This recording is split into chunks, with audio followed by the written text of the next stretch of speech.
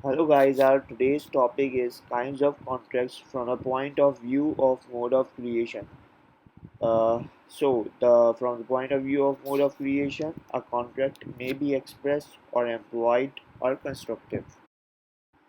Where both the offer and acceptance constituting an agreement enforceable at law are made in words, spoken or written, it is an express contract. For example, A tells B on telephone that he offers to sell his car for rupees 20,000 and B in reply informs A that he accepts the offer. There is an express contract where both the offer and acceptance constituting an agreement enforceable at law are made otherwise than in words, that is by acts and conduct of the parties, it is an implied contract.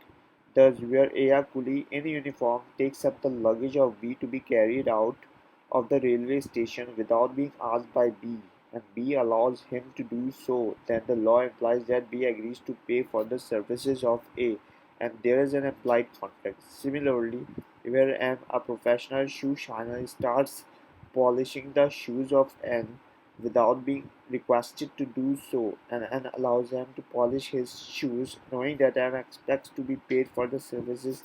There comes into existence an implied contract, and N is under obligation to pay to M.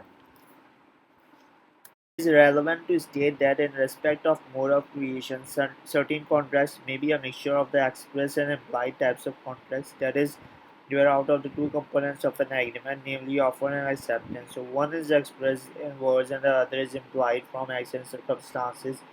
Such contracts may be called as contracts of mixed character.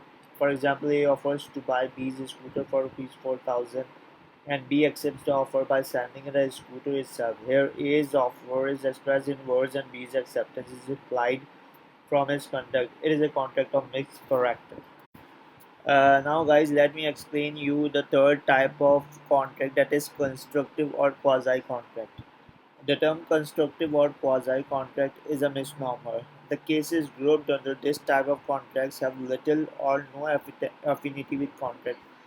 Such a contract does not arise by virtue of any agreement expressed or implied between the parties, but the law infers or recognizes a contract under certain special circumstances.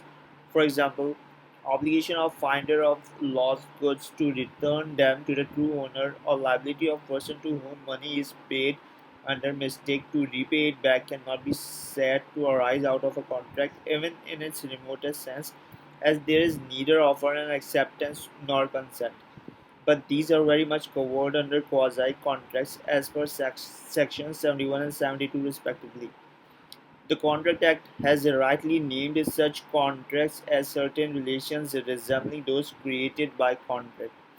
A quasi contract is based upon the equitable principle that a person shall not be allowed to retain unjust benefit at the expense of another. Section 68 to 72 of the Contract Act describe the cases which are to be deemed quasi contract.